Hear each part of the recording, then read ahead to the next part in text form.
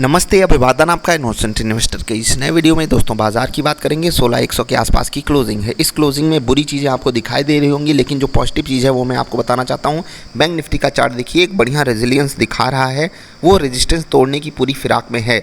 HDFC bank जैसे stocks हैं जो फाइनेंशियल सर्विसेज को एक बढ़िया सपोर्ट दे सकते हैं। आज बढ़िया कोटक महिंद्रा बैंक भी चला है, ठीक है। तो उम्मीद हम बैंक निफ्टी से बढ़िया लगा करके बैठे हैं। क्लोजिंग भी बढ़िया हुई है, आज पॉजिटिव क्लोजिंग हुई है। निफ्टी कमज़ोर हो गया है। इस केस में हमें उम्मीद यही है कि जैसे दो भाई निकलते हैं, एक भाई बोलता है भाई इधर जाना है, एक भाई बोलता है भाई इधर जाना है, ठीक है। अब ये बैंक निफ्टी है, भले ही ये निफ्टी का छोटा भाई माना जाता है, लेकिन कभी कभी छोटे भाई की बात सही हो जाती है। मतलब जो छोटे भाई की ज़िद होती है, उस ज़िद के सामने बड़े भाई को झुकना पड़ता है और इधर ही जाना पड़ता है, ठीक है। तो उम्मीद मैं यही करता हूँ, बैंक निफ्टी की साइड चलने की पूरी कोशिश करेगा। कौन निफ्टी, ठीक है। अब कोई शेर ना आ जाए, वरना छोटा भाई ही बहुत तेज़ी से पीछे फिसलेगा, ठीक है। ये तो आप जानते हो, बड़ा भाई शेर बाद में देखता है ना, तो वो धीरे धीरे आएगा, समझ गए। मतलब बैंक निफ्टी मजबूत है, निफ्टी कमज़ोर है। करंट मार्केट कंडीशन में उम्मीद यही है कि हम बैंक निफ्टी की जो तेज़ी बनने की संभावना है, वहाँ से ही एक शॉर्ट कवरिंग उम्मीद रख सकते हैं। निफ्टी में भी आएगी 16,000 के ऊपर, क्योंकि हम लगातार सस्टेन कर रहे हैं 3 दिन से।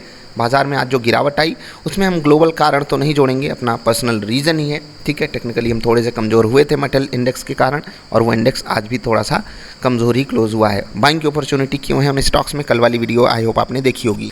बाइंग कैसे करनी है वो भी वहाँ पर समझाया गया है, ठीक है। एक चीज़ आपको ज़रूर बताना चाहेंगे आगे बढ़ने से पहले, जो मतलब काफ़ी दिनों से ये चीज़ बनी हुई है, डिस्काउंट पे ट्रेड कर रहा है फ्यूचर्स। और यहाँ पर जैसे होता है ना कि बुल्स के पास वो वाला कॉन्फिडेंस जनरेट नहीं हो पा रहा है जो कम से कम इन सब बाज़ारों में हुआ करता था जब हम एक प्रीमियम पे ट्रेड किया करते थे, ठीक है। प्रीमियम का मतलब क्या होता है, जैसे कि जो फ्यूचर्स का रेट होता है, जहाँ पर ट्रांजैक्शन होता है निफ्टी में, वहाँ पर प्रीमियम चलता है और डिस्काउंट चलता है। अभी हम डिस्काउंट पे चल रहे हैं, यानी कि बुल्स अभी उतने स्ट्रेंथ के साथ दिखाई नहीं दे रहे हैं। इसी कारण मतलब मुझे ये फील आता है कि हम हर एक जो बाइंग अपॉर्चुनिटी हमको दिखाई देती है लोअर लेवल्स पे, जब वहाँ पर बाइंग हो जाती है तो फिर सेलर्स अटैक कर देते हैं, क्योंकि बुल्स उतनी ताकत से नहीं बैठे। चलिए लेवल्स की बात कर लेते हैं।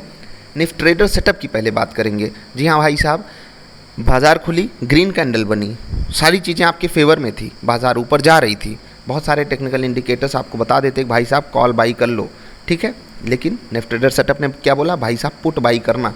क्यों पुट बाई करना है? जिन लोगों के पास निफ्टी ट्रेडर सेटअप है वो समझ गए होंगे, और जो लोग खुद का सेटअप नहीं बनाए हैं, मैं उनसे बार बार रिक्वेस्ट करूंगा, दोस्त आप दूसरों को अपना पैसा देने आए हो तो अच्छी बात है।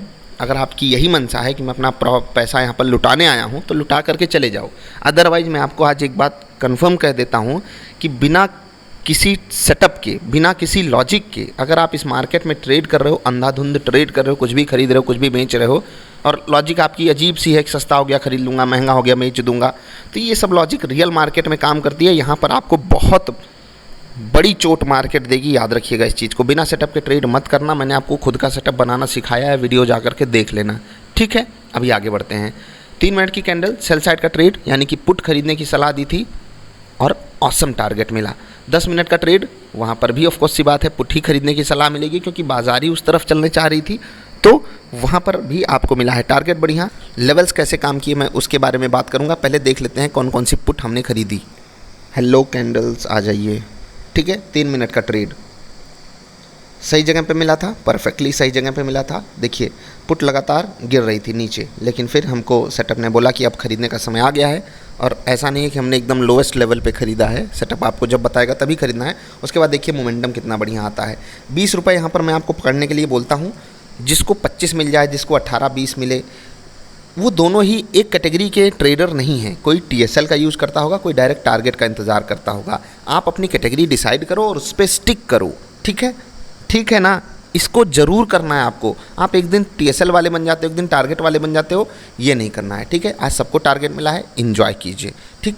अब 20 रुपये कमाने के लिए मैं आपको क्यों बोलता हूँ, क्योंकि 50 की लॉट साइज़ है, और अगर आप 20 रुपये कमा लिए, यानी कि 20 पॉइंट का मोमेंटम आपको मिल गया, तो आपकी जेब में आ गए 1000 रुपये, 200 रुपये मैक्स टू मैक्स। इससे ज़्यादा ब्रोकरेज नहीं लगती है ऑप्शंस में, ठीक है। 200 रुपये आपने ब्रोकरेज दे दी, 800 रुपये आपकी जेब में आ गया। दाम कितने का था आप ये देख लीजिए, 150-200 का माल है, ठीक है। 200 गुणे 50 यानी कि 10,000 खर्च करना है, 800 रुपये आपकी जेब में आए। ये रोज़ नहीं आएंगे, मैं कहता हूँ 2 दिन आए, 16% का रिटर्न हो गया। अगर इतना आपका फ़ंड लग रहा है, मैं तो कहता हूँ 25,000 फंड आप रखिए, 25 से 30, 35 जो भी आप रख सकते हो, और उससे ट्रेड करने की कोशिश कीजिए। आपने ट्रेडिंग फंड्स को स्मार्टली आपको डिसाइड करना होगा। पूरे पैसे से ट्रेडिंग नहीं की जाती है, इसको आपको बहुत ध्यान रखना है। 10%, 20%, 30% ये आपको डिसाइड करना है। आपका रिस्क एपेटाइट कैसा है, उसी हिसाब से डिसाइड कीजिए कि आप ट्रेड में कौन सा पैसा यूज़ करोगे। खासकर ऑप्शंस एंड फ्यूचर्स ट्रेडिंग में आपको बहुत ज़्यादा अलर्ट रहने की ज़रूरत है। ठीक, आज दोनों टारगेट आए, यहाँ पर भी आपको फिर से वही बात बोलूँगा। 22 दिन में आपको 2 दिन ऐसे चाहिए, लगातार हमें 2 दिन मिल गए। अब बाकी जो दिन है उनमें हमको किस चीज़ पे फोकस करना है वो आप जानते हो, रोज़ वही मैं आपको समझाता रहता हूँ, और इसलिए समझाता हूँ कि आप चीज़ों को अच्छे से समझ सको। अब लेवल्स की बात कर लेते हैं, क्योंकि ये तो मैं आपको जो लेवल्स प्रोवाइड करता हूँ ना, इस पर खुद आपको बैक टेस्टिंग करने के लिए इसीलिए बोलता हूँ क्योंकि आप इसका हो सकता है सदुपयोग कर लो। ठीक, अब देखिए, एक लेवल ये था, थोड़ा सा ही दूर सही, लेकिन बाज़ार उसको सम्मान देने की फिराक में थी। हाँ, थोड़ा सा और ऊपर जाते तो हम एग्जैक्टली कह देते हमारे लेवल को सम्मान मिला, लेकिन ठीक है, 16,250 के लेवल को सम्मान मिला, जो कि 16,500 और 16,000 के बीच का लेवल है। होना भी चाहिए इस लेवल का सम्मान, एक साइकोलॉजिकल लेवल है। अभी नीचे देखिए, ये लेवल की इंपॉर्टेंस थी, चलिए इसको भी छोड़ दीजिए। इस लेवल की इंपॉर्टेंस थी, इस लेवल की इंपॉर्टेंस थी, यहाँ पर आप चीज़ों को समझ पा रहे हो मैं क्या कह रहा हूँ। देखिए, लेवल्स पे ट्रेड कैसे लेना होता है, आपको स्मार्टली डिसाइड करना होगा। अपना सेटअप आप इन लेवल्स पे बना सकते हो बहुत आसानी से। यहाँ पर जब बाजार एक बार इसके नीचे फिसल गई, इस लेवल को तोड़ करके ऊपर नहीं आ पाई, ठीक है, उसके बाद जब एक बार ऊपर आकर के टिक गई, ध्यान आपको इसी पे फोकस करना है। एक बार इस लेवल के ऊपर आकर के टिक गई तो फिर देखिए इस लेवल को ही उसने सपोर्ट मान लिया। स्मार्टली आप समझ गए ना, यही लेवल एक सपोर्ट के रूप में यहाँ पर काम कर रहा था, ये टूट गया तो रेजिस्टेंस बन गया, फिर से ये ऊपर लेवल पे टूटा तो यही लेवल सपोर्ट बन गया। समझ गए ना मैं क्या कहना चाहता हूँ। और फिर देखिए धूम धड़ाका हुआ है।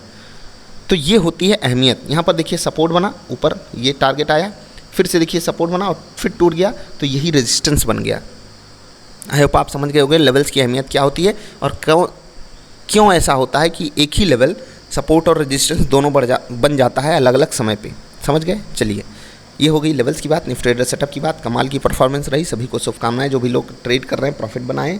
प्रॉफिट रोज़ नहीं बनता है, तो इसलिए मैं आपको फिर से अलर्ट वार्निंग दूंगा। जो लोग इंप्रेस हो जाते हैं उनसे यही कहना चाहूँगा, दोस्त ये प्रॉफिट रोज़ नहीं बनते हैं। रोज़ हम कॉस्ट पे रहने की बात करते हैं, और ऐसा भी नहीं कि कॉस्ट पे रहने का मतलब है कि हमें लॉस नहीं होता है। लॉस होगा, उसको हम प्रॉफिट से एडजस्ट करेंगे। जिस दिन हमको 2 टारगेट एक साथ मिलते हैं, मैं उन दिनों को अपने पास संजो करके रखने की बात करता हूँ, ठीक है। और वो दिन ऐसे ही नहीं मिलते हैं, बहुत मेहनत से मिलते हैं। कैसे की जाती है मेहनत, उसके लिए आप लगातार वीडियोज़ को फॉलो करते रहिए, आपको चीज़ें समझ में आ जाएंगी।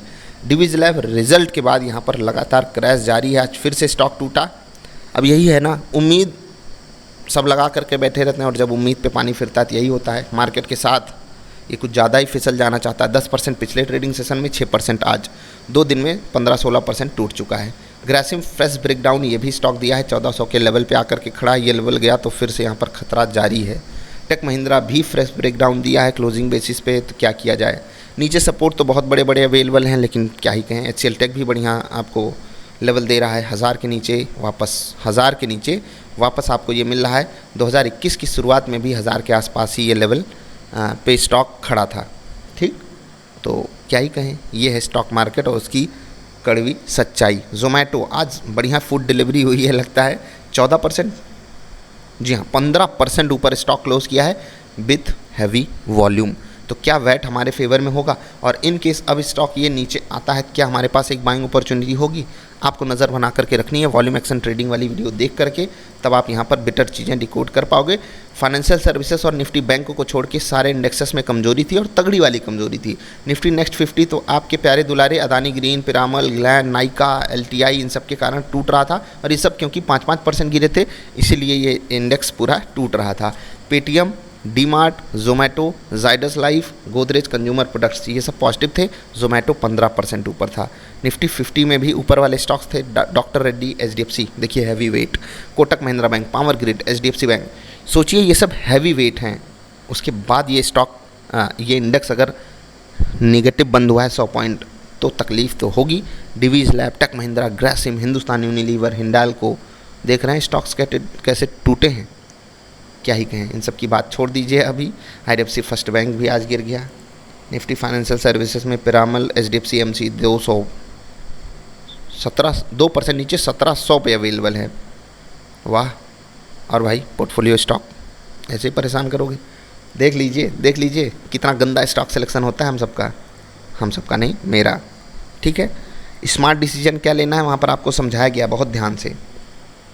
ऐसा थोड़ी है कि हम स्टॉक सेलेक्ट करेंगे ऊपर जाएगा, कोई भी हो स्टॉक सेलेक्ट करो और वो नीचे मिले तो उसको आपको एज एन अपॉर्चुनिटी ही देखनी चाहिए, क्योंकि आपको स्टॉक पसंद है, कुछ आपने उसमें अच्छा देखा होगा। वो लॉजिक कहाँ से आती है उस पर मैंने फोकस करने के लिए आपसे कल कहा था और बार बार कहता रहता हूँ। प्लीज़ ऐसा कीजिए। कोई सवाल सुझाव तो व्हाट्सएप नंबर पर कनेक्ट कीजिएगा। जल्दी मिलेंगे ढेर सारी अच्छी वाली वीडियोज़ में। अभी के लिए इतना ही, नमस्कार।